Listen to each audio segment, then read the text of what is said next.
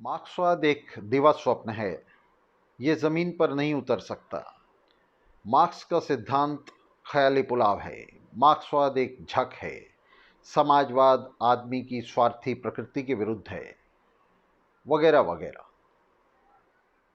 आधी सदी से भी अधिक चले इस अनर्गल प्रलाप के बीच अक्टूबर क्रांति बिजली की तरह कौंध गई।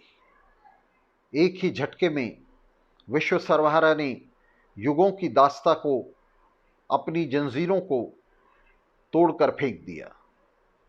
उसने दुनिया के छठे हिस्से पर फैले सबसे शक्तिशाली और विस्तृत ज़ारशाही के साम्राज्य पर कब्जा कर लिया। बोल्शेविक आंधी में दुनिया उथल पुथल हो गई। यूरोप के साथ ही उसके उपनिवेशों में भी दावानल भड़क उठी। चारों तरफ आज़ादी और समाजवाद का उठता हुआ ज्वार। सर्वहारा के पहले ही वार ने पुरानी दुनिया को उसकी जड़ों तक हिलाकर रख दिया। विज्ञान से कला तक सब जगह मार्क्सवाद का आधिपत्य कायम हुआ। साम्राज्यवाद की अवस्था में अपनी अंतिम घड़ियां गिन रहे पूंजीवाद का अंत अब बिल्कुल सन्निकट था।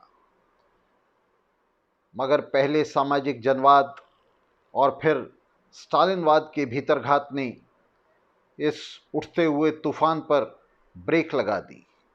विश्व पूंजीवाद इस प्रहार से बच निकला, मगर सर्वहारा क्रांति के पहले ही प्रयोग ने दुनिया पर ऐसी अमिट छाप छोड़ी जो पिछली पूरी सदी में युवा पीढ़ियों के लिए प्रेरणा का अजस्र स्रोत बनी रही है।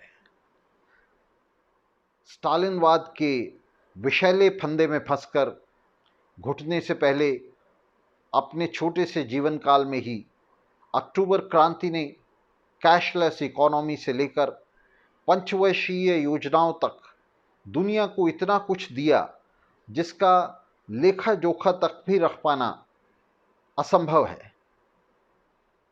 बूढ़ा, बीमार, दुर्बल, जर्जर, दयनीय पूंजीवाद क्रांतिघातियों की मदद से बच तो निकला, मगर पिछली पूरी सदी में यह दुनिया को युद्ध, हिंसा, आतंक, रक्तपात और विनाश के अतिरिक्त और कुछ भी नहीं दे पाया है।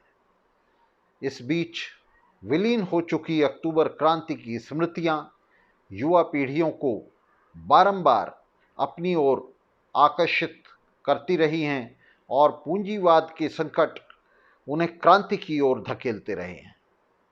मगर सर्वहारा शिविर में घुसपैठियों ने, झूठे वाम नेताओं ने जिस तरह नई पीढ़ियों को भ्रमित किए रखा और मरणशील पूंजीवाद को वेंटिलेटर पर जिलाए रखा, अब इसका भी अंत आ गया है। पूंजीवाद का मौजूदा संकट उसकी जड़ों तक उतर चुका है और उसका विनाश अब निश्चित है। इस समय हमारे सामने सर्वोपरि और केंद्रीय चुनौती है युवाओं और सर्वहारा के सबसे अग्रणी हिस्सों को क्रांतिकारी मार्क्सवाद के कार्यक्रम की ओर आकर्षित करते हुए उन्हें एक अंतर्राष्ट्रीय सर्वहारा पार्टी में गोलबंद करना।